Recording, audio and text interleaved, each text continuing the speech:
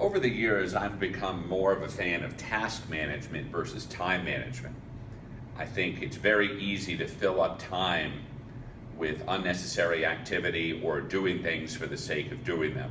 And that's why today I'm going to talk to you about how to manage tasks better. I have a system you can download called the Broadway Enterprises Task Management Template, which you can see online. It's a free download. And I use that sheet to kind of make lists by the day and the week, to do some time blocking, and I use Google Calendar to kind of coordinate that, and to coordinate the appropriate use of the phone versus face-to-face meetings. So a few things I want to talk to you about today are how to use these things a little bit better. When I was in the auto business, when I was in high school, I worked at a garage, and they had these great things called the Chilton Guides, where it kind of gave some guidance of how long things should take. And similarly, I found out over the years by making lists, it forces me to do things in the shortest and most efficient amount of time possible.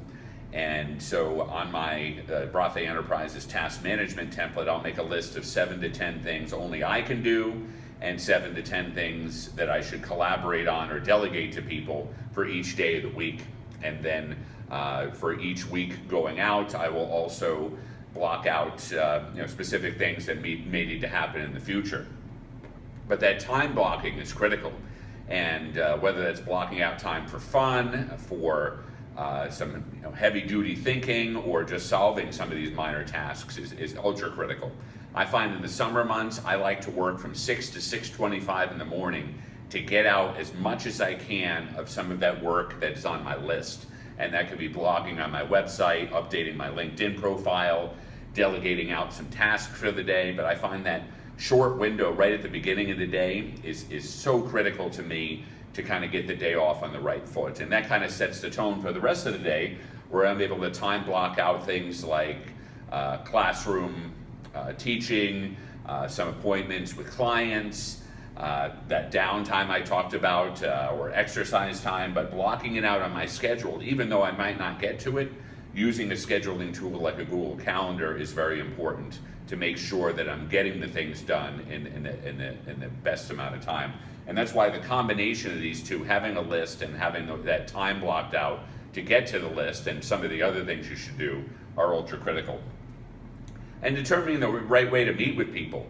For a while with my team, they knew that everybody had to schedule a weekly call for 15 minutes. And some of them still take advantage of that, but I don't mandate that anymore. Now I have them block out the hours each week that they're going to be working. And then within that time frame, I'm able to make a quick phone call if necessary. But in more occasions than not, I'm using our communications tool Slack to kind of communicate those things in between meetings. Face-to-face, I'm the biggest fan of having coffee with people, going to breakfast, those type of things. But there are some better situations for using the phone or a face-to-face over Skype than it is a face-to-face meeting. So once you've established a relationship with somebody, I think the more often you kind of have those touch points in between the face-to-face meetings, the better off you're going to do with managing your tasks and your time. So again, if you'd like to find out more about this free downloadable template that I use every week, it's called the Broadway Enterprises Task Management Template, and you can download a copy at broadwayenterprises.com.